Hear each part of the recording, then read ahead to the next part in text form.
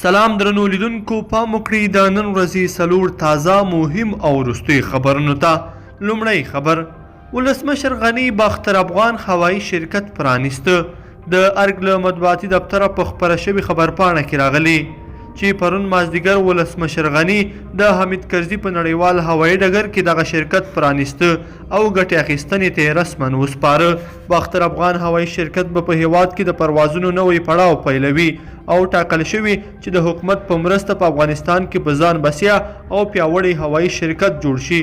ولسمشر غني په دې غونډه کې ویلي چې د دې شرکت جوړول یوه اړتیا وه او هڅه کوي باختر افغان په لا پیاوړتیا او پراختیا کې ورسره مرسته وکړي.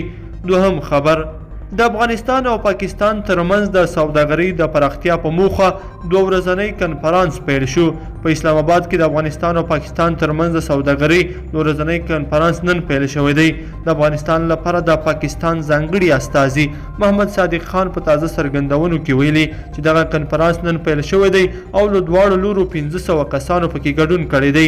هغه وایي د کنفرانس موخه دا ده چې د دواړو لورو ترمنځ سوداګریزې اړیکې پراخې شي او شته خنډونه له منځه یوړل شي. دریم خبر: بنگلادیش مطرحو دینی عالمانو په افغانستان کې جګړه حرام وبلله. د بنگلادیش بهرنیو چارو وزارت وایي د دغه هیواد مطرحو دینی عالمانو د یوې غونډې پر مهال په افغانستان کې روانه جګړه حرامه او ناروا بللې ده. دغه اعلامیه کې ویل شوي دي بنگلادیش دینی عالمانو په افغانستان کې پر روانه مرګ ژوبله خواشیني ښودلې او دا یې نه جبرانېدونکي عمل بللی دی. دا اعلامیه له مخې یادو دیني عالمانو له افغان حکومت غوښتنه کړې ده چې په افغانستان کې سولې ته د رسېدو او د جګړې ختمولو په موخه دي کوټلي ګامونه واخلي.